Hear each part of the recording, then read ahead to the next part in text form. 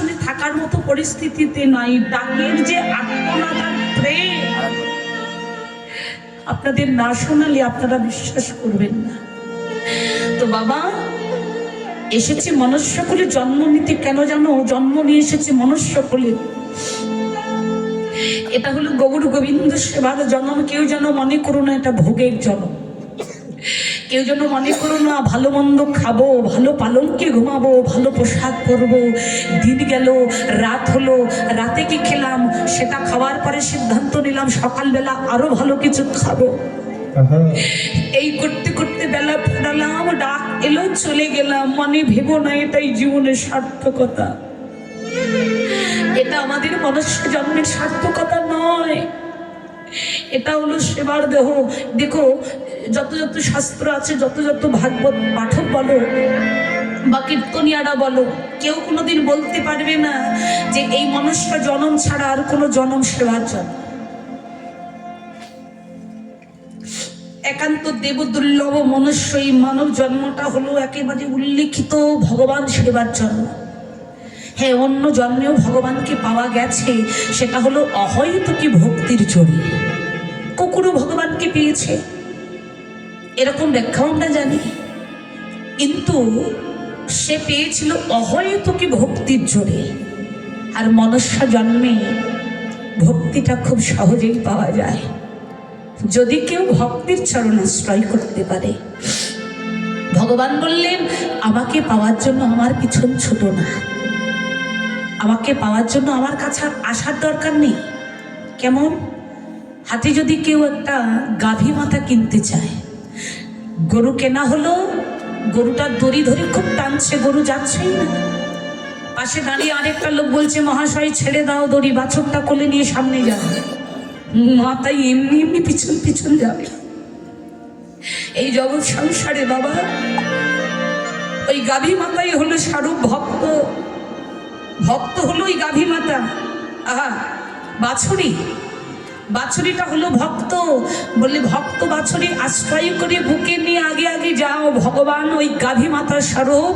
তোমার পিছন পিছন গিয়ে যে কখন অপার কৃপা তোমায় করে দেবে তুমি নিজেও জানতে পারবে না। হরিবল।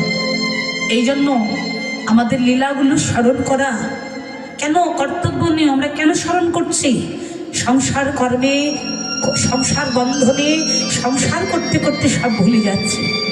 তাই এই যজ্ঞগুলোর কারণ হলো এই ঘুমান্ত চেতনাটা যেন একটু জাগরিত হয়, এই আত্মস্বরূপটার জন্য একটু চেতন ঘটে। আজকের লীলাটাও ঠিক তেমনি পেয়েছে আমাদের। সেই দেখুন আমাদের আত্মার সঙ্গে সমন্বিত জাগরণ। জাগো মানে জেগে ওঠা, জাগতে বলছেন। জাগতে হবে বাবা, আর ঘুমিয়ে থাকলে হবে না।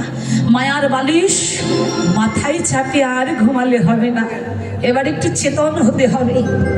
মহাপ্রভু চেতন করাবে বলে মায়াবাদী জীবকে চেতন করানোর জন্য সেই নামটাই নিলেন চৈতন্য।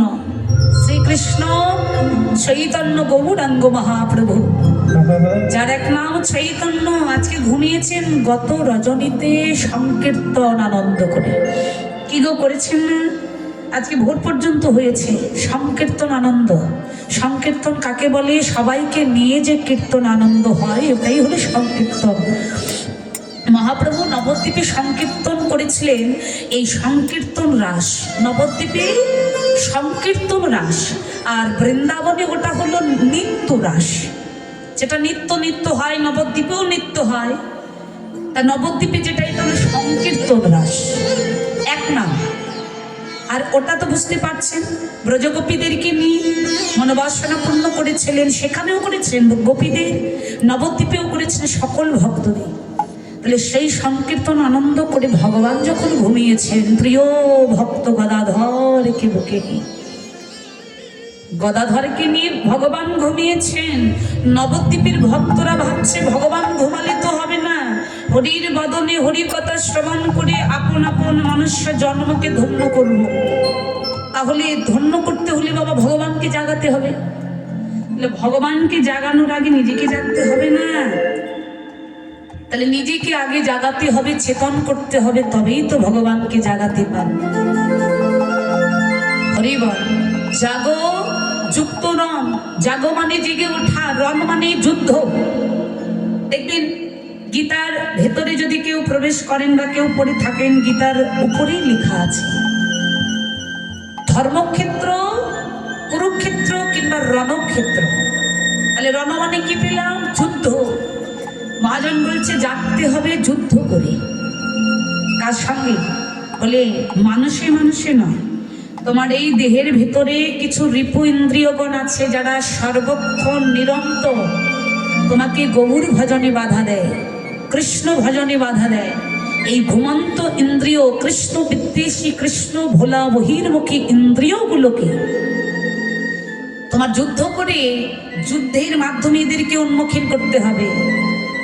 বাবা, 6টি রিপু, কাম, ক্রোধ, লোভ, মদ, মোহ, মাৎসর্য। কেউ আমরা অনেকে বলি থাকি এগুলো পরিত্যাগ করতে হবে।